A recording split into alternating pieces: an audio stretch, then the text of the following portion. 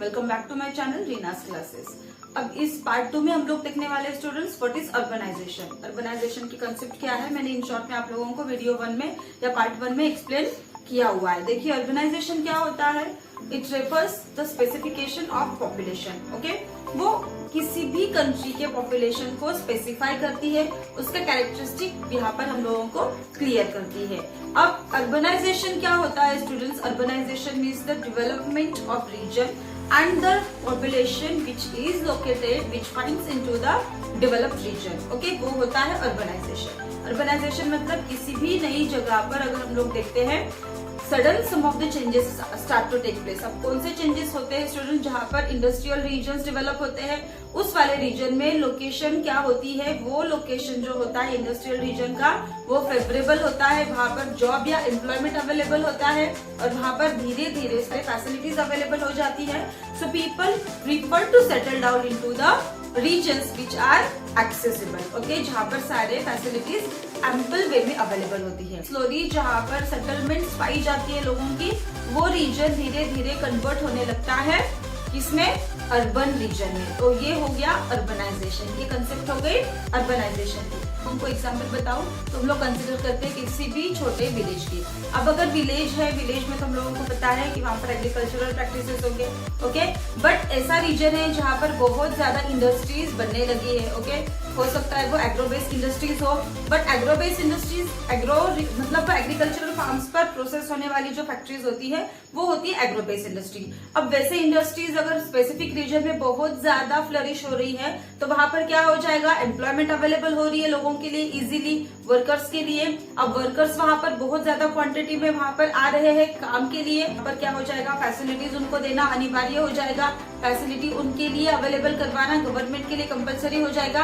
तो common facilities like hotels होंगे, okay, medical shops होंगे, स्मॉल शॉप्स होंगे, किराना स्टोर्स होंगे, ये सारे वहां पर लोकेट हो जाएंगे। लोग वहां पर आकर सेटल होना शुरू कर देंगे। ओके, तो वो रीजन धीरे धीरे कन्वर्ट होता जाएगा अर्बन रीजन में, जो कि पहले हम लोगों ने देखा था वो था एग्जाम्पल ऑफ विलेज। ओके, तो ये होती है अर्बनाइजेशन की कंसेप्ट। तो हम लोग इंडिया की बात अगर कर रहे हैं तो देखिए इंडिया में जो हम लोग लेसन स्टडी कर रहे हैं, लेसन नंबर 7, उसमें 7.5 आपकी बुक में दिया हुआ है एक फिगर नहीं है, वो एक्चुअली ग्राफ डिस्क्रिप्शन है। देखिए यहाँ पर मैंने उसकी इंफॉर्मेशन, उसका जो स्टैटिस्टिक डेटा है वो लिख कर रखा हुआ है।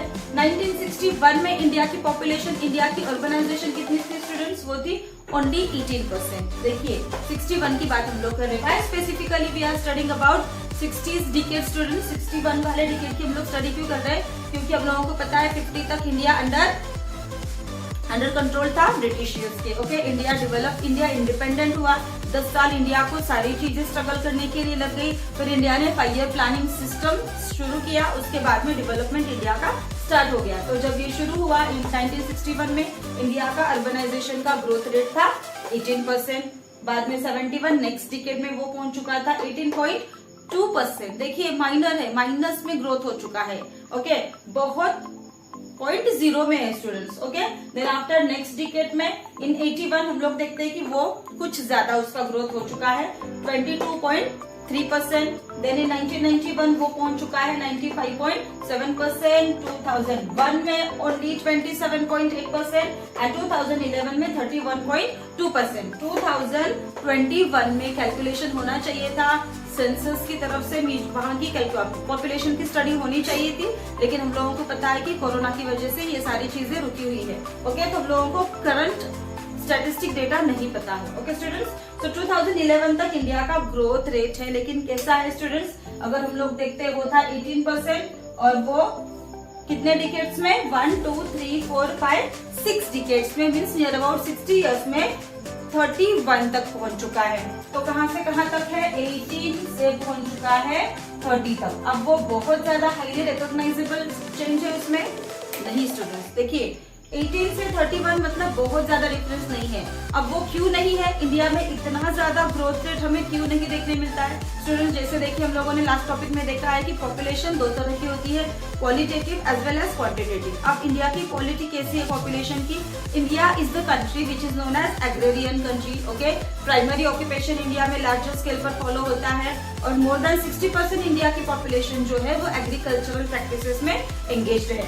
ओके, तो वो हो गया। अगर एग्रीकल्चरल प्रैक्टिसेस है तो इंडिया का जो ग्रोथ रेट है अर्बनाइजेशन का वो ही फैक्टर है कि वो कम है। ओके, बट हम लोग देखते हैं थोड़ा सा चेंजेस हमें ज्यादा देखने मिलते हैं 2001 में 27 से लेकर 31, मतलब यहाँ पर नियर अबाउट 4% यहाँ पर चेंजेस हम लोग देख सकते हैं। ओके, सो ये है इंडिया का अर्बनाइजेशन। अब फिर भी अगर हम लोग देखते हैं कि अर्बनाइजेशन का पॉइंट फॉर एग्जाम्पल लेसन में दिया हुआ है स्टूडेंट्स, वो है गोवा का अर्बनाइजेशन रेट है 62% एज वेल एज दिल्ली का अर्बनाइजेशन रेट है 80%। अब दिल्ली अगर हम लोग देखेंगे या गोवा भी अगर हम लोग देखेंगे तो दोनों भी Goa is the smallest state of India as well as Rajasthan is the biggest state of India, but Rajasthan है हाईली अंडर डेवलप्ड रीजन या वहां पर पॉपुलेशन जो है लार्ज स्केल पर वो है रूरल पॉपुलेशन या वहां पर डेवलपमेंट नहीं है। बट गोवा की 62% है। देखिए गोवा में ज्यादा से ज्यादा लोग एंगेज जो है टूरिस्ट एक्टिविटी में। ओके, तो वो जाती है टर्चरी एक्टिविटी, अगर टर्चरी एक्टिविटी है टूरिज्म वहां पर है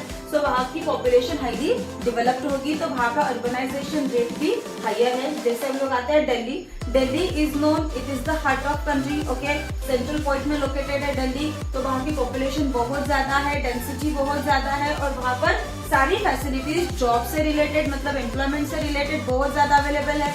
वहाँ का एजुकेशन सिस्टम अलग है तो वहाँ पर एजुकेशन के लिए भी अर्बनाइजेशन शिफ्ट होती है, वहाँ पर पॉपुलेशन शिफ्ट हो जाती है तो वहाँ पर जरूरत आ पड़ती है, वहाँ पर नेसेसरी होता है कि सारे एडवांस फैसिलिटी वहाँ पर अवेलेबल किए जाए गवर्नमेंट की तरफ से। अब सारे एडवांस फैसिलिटीज है तो इंफ्रास्ट्रक्चरल डेवलपमेंट होगा, सारे जो रोड ट्रांसपोर्ट होंगे, नेटवर्क्स जो होंगे वो सारे हायर डेवलप्ड लोगों को प्रोवाइड करने पड़ेंगे गवर्नमेंट की तरफ से। ओके, तो वहाँ का अर्बनाइजेशन रेट हमें जनरली देखने मिलता है हायर जनरली रेट में। ओके स्टूडेंट्स, तो ये हो गया इंडिया का अर्बनाइजेशन रेट। तो कौन से स्टेट से जहाँ पर अर्बनाइजेशन रेट बहुत ज्यादा कम है वो है राजस्थान।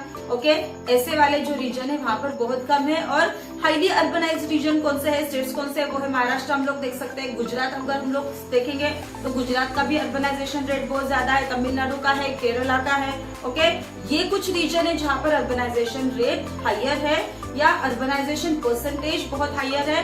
एज वेल एज कम कहाँ पर है वो है इंडियन नॉर्दर्न रीजन जो एक्सटेंड हो रखा है ईस्ट तक। ओके, वो है हिमालयन रीजन, जम्मू कश्मीर है।